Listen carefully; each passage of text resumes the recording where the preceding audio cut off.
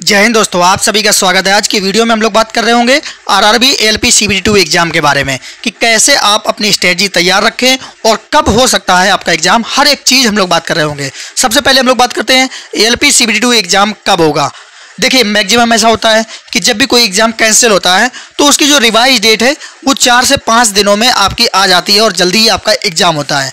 लेकिन एएलपी सीबीटी2 का पूरा एग्जाम कैंसिल हुआ है, इसलिए मेरा जो अनुमान है कि लगभग आपको 10 से 15 दिन मिलने वाला है।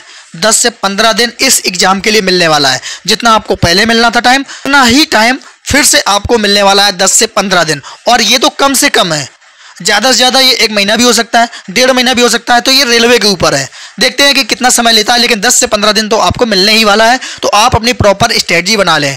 उसके बाद अब क्या रखें स्ट्रेटजी। अगर मैं बात करूँ मैथ की, तो मैथ आपकी 25 प्रश्न आने वाले हैं, रीजनिंग आपके 25 और बेस्ड है 40। तो ये आपका 90 होता है। जो ये 10 नंबर बढ़ाएंगे, ऐसा अनुमान है कि मैथ रीजनिंग में आपके बढ़े हुए नंबर दिख रहे होंगे। तो आप लोग अपनी तैयारी एक प्रॉपर रखें।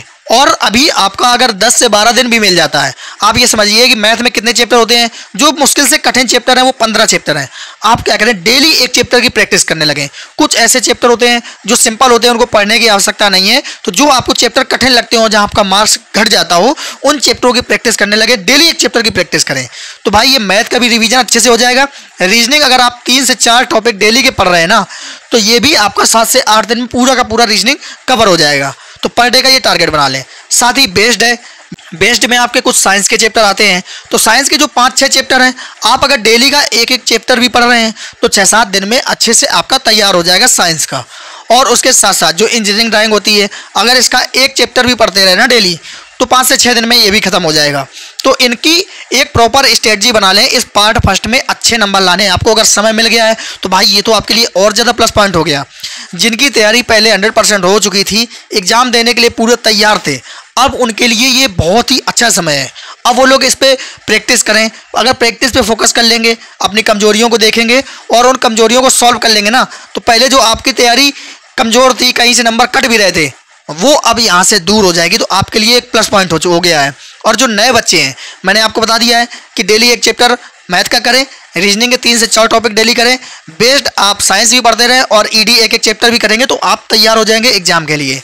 और उसके बाद पार्ट बी है इंपॉर्टेंट। पार्ट बी की प्रैक्टिस जरूर करें डेली। अगर इसमें 2 घंटा भी आप देते हो ना, अगर आपके पास नोट्स मौजूद है, तो भाई 10 से 15 दिन समय आपके लिए बहुत है। और बहुत सारे ऐसे बच्चे थे जिनके 20 नंबर ही आ रहे थे। भाई आपको तो एक अच्छा खासा मौका मिल गया है इसको 30-35 करने का। तो आप इस पे ध्यान दे लें और अच्छे से जितनी ज़्यादा हो सके प्रैक्टिस, वन लाइनर और प्रीवियस ईयर जरूर पढ़ लें। प्रीवियस ईयर का अहम रोल रहने वाला है इस बार, तो प्रीवियस ईयर जरूर पढ़ लें। पार्ट भी आपका तैयार हो जाएगा। अब उसके बाद बात कर लेते हैं अधूरी तैयारी। रेलवे की कोई भी तैयारी नहीं थी इस एग्जाम को कराने के लिए। उसने तो जल्दीबाजी में डेट दे दी थी, क्योंकि सभी लोग ट्वीट कर रहे थे, डेट मांग रहे थे, तो जल्दीबाजी में उन्होंने डेट दी। जेई की भी डेट दे दी थी, एएलपी की भी डेट दे दी थी, जबकि उनकी तैयारी नहीं थी, उनका कोई पेपर बना हुआ नहीं था। हो सकता है कि इसीलिए इन लोगों ने ये एग्जाम कैंसिल किया हो। जब इनकी तैयारी ही नहीं थी, तो जैसे जेई का एग्जाम बढ़ाया था, वैसे ही एएलपी का पोस्टपोन कर देते।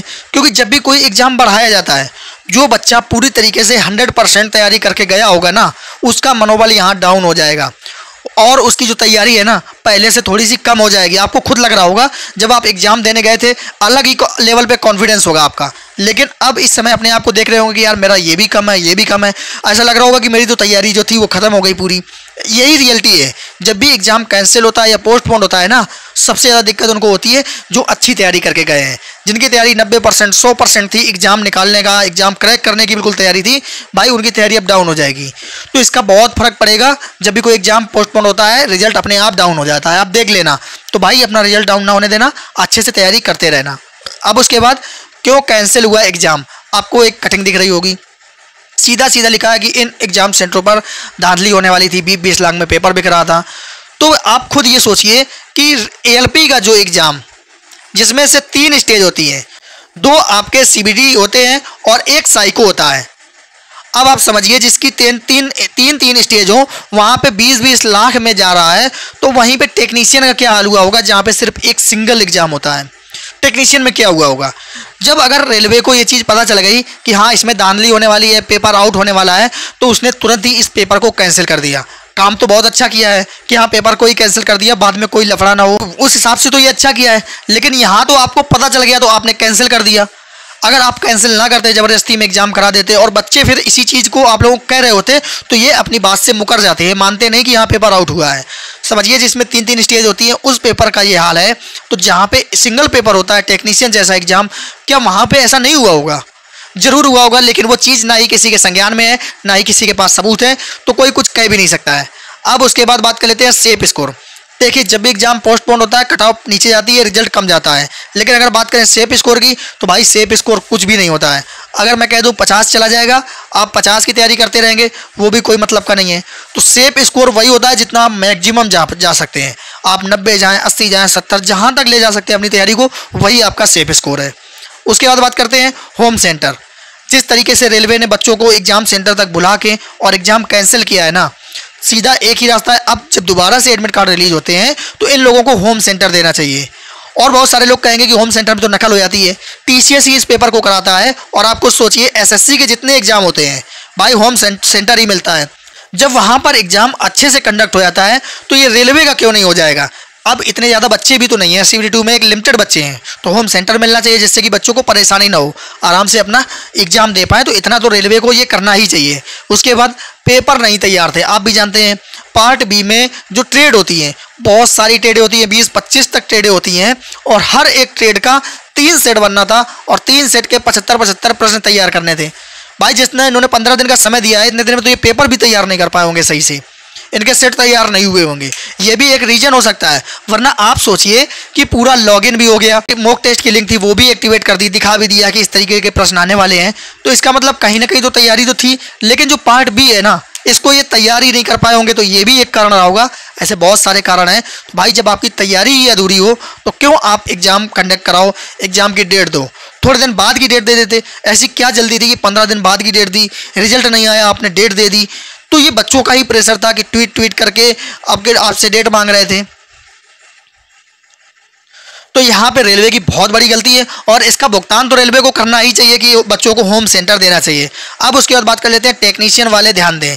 देखिए बहुत सारे ऐसे बच्चे हैं टेक्नीशियन वाले जिनका टेक्नीशियन में नहीं हुआ है, तो आप लोग डीमोटिवेट ना हों। आपके पास ये समय है, बहुत अच्छा मौका मिला है आपको।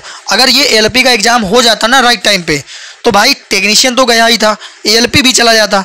तो आप अब पिछली चीज़ों को भूल के इस एलपी पे लग जाइए। हो सकता है कि कुछ अच्छा आपके लिए अच्छी पोस्ट हो, इसीलिए आपका टेक्नीशियन में ना हुआ हो। तो पॉजिटिव रहें, मेहनत कर लें, काफ़ी समय है। आप ये मत सोचें कि नहीं 4 दिन लगेगा, 6 दिन लगेगा, 10-15 दिन, महीना, 1.5 महीना, 2 महीना, भाई ये तो रेलवे के ऊपर है मैक्सिमम कितना समय दे सकता है। लेकिन 10 से 15 दिन समय आपके पास अभी भी है, पूरी जान लगा दीजिए, तैयारी कर लीजिए, आप एलपी बन जाएंगे। आपकी तैयारी तो है ही है। अगर आपने टेक्नीशियन में 80-85 का स्कोर किया है ना, तो आप एक बेस्ट लेवल पर हो, बेस्ट तैयारी है। आपको सिर्फ ज़रूरत है रिवाइज करने की। मैथ, रीजनिंग और साइंस के भी 5-6 चैप्टर हैं, तो आपके लिए तो प्लस पॉइंट है। ट्रेड आपने पढ़ी ही होगी भाई, एक बार मेहनत कर दो, ये एग्जाम आपका निकल जाएगा और आपको अफसोस नहीं रहेगा। वरना अगर ये एलपी भी आपके हाथ से गया ना, तो आगे आने वाले समय में जो भी एलपी आए चाहे टेक्नीशियन आए, भाई देख लेना 5,000-10,000 से ज़्यादा पोस्ट नहीं आएगी। जब इस 18,000-20,000 में ये हाल हो रहा है, तो सोचो जब 10,000 5,000 पोस्ट आएंगी तो कट ऑफ कितनी जाएगी। तो यही आपके पास एक बढ़िया मौका है कि आप अपनी तैयारी कर लें, अपनी तैयारी को बूस्ट दें। आपको जीवन में अफसोस नहीं रहेगा कि मेरा टेक्नीशियन का एग्जाम नहीं निकला था। आप यही सोचेंगे कोई नहीं, उससे बेहतर मुझे एएलपी मिल गई। तो बहुत अच्छा मौका आपको मिला है, आप तैयारी कर लें। आपको अगर कोई भी दिक्कत हो रही हो, कोई भी पॉइंट हो, कोई भी प्रश्न हो, आप लोग कमेंट जरूर करना। आपको स्ट्रेटजी नहीं बना पा रहे हो, आपका टेट से दिक्कत है, आप लोग कमेंट जरूर करना। आपकी हर संभव मदद की जाएगी जो मेरे द्वारा हो सकेगी।